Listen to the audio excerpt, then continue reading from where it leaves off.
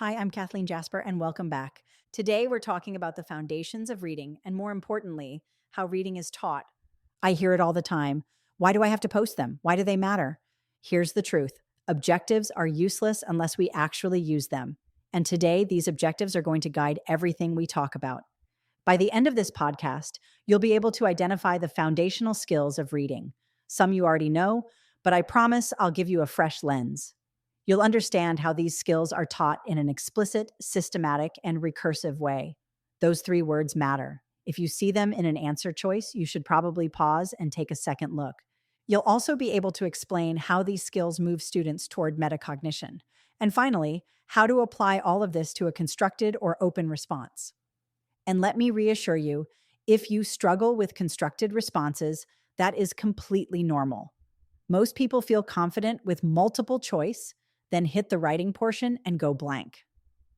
Today, I want to show you how to take what you already know from multiple choice questions and transfer it directly to that open response. And as always, we're going to think like a test maker, because that's the real key. So let's talk about the foundational skills of reading. I like to picture them as a ladder, often called the Fab Five. At the base, we have phonological and phonemic awareness, then phonics, fluency, vocabulary, and at the top, comprehension. That top rung is the goal. That's where critical thinking lives. That's where students visualize, ask questions, make predictions, and truly engage with text. But here's the key: comprehension is abstract. It requires metacognition. And research is clear: students don't get there unless we intentionally build the skills underneath it, especially phonological awareness, phonics, and fluency. These skills fall into two categories. Phonological awareness and phonics are code-based. They focus on sounds and symbols. Vocabulary and comprehension are meaning-based. And that distinction matters because code-based skills must be taught explicitly. When we say instruction is explicit, we mean we teach skills directly and in isolation. Phonological and phonemic awareness are sound-based only. No letters, no writing. You could do them in the dark. Students are counting sounds, isolating sounds, and manipulating sounds using listening and speaking.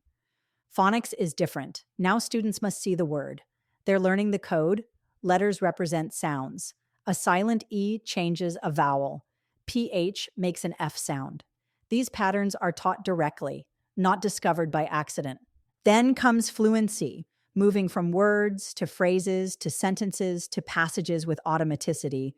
Because if a student is stopping at every word, their cognitive energy is gone. Fluency builds momentum and frees the brain for comprehension. Next is systematic instruction. Systematic means there's a sequence, a ladder. We move from simple to complex. Even within phonemic awareness, there's a progression. Counting sounds comes before manipulating sounds.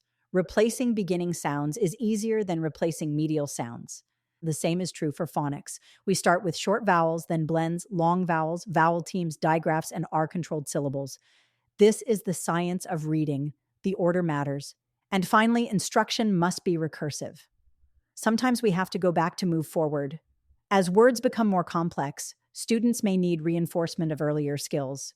Good teachers do this instinctively, but on the exam, they give it a name: explicit, systematic, and recursive. And this is where it really matters for the test. You may be asked to distinguish between low-level and high-level phonemic awareness skills, or explain why a particular instructional approach supports comprehension. When that happens, anchor your response in these principles. So remember, effective reading instruction is structured, intentional, and research-based. When you approach both multiple choice and constructed responses, think like a test maker. They're not trying to trick you. They're looking for those key themes. If you want more support, visit kathleenjasper.com, where you'll find in-depth resources to help you study smarter and walk into your exam with confidence. And don't forget to follow us on Facebook, Instagram, TikTok, and YouTube for more strategies, updates, and free resources. Thanks so much for listening, and I'll see you in the next episode.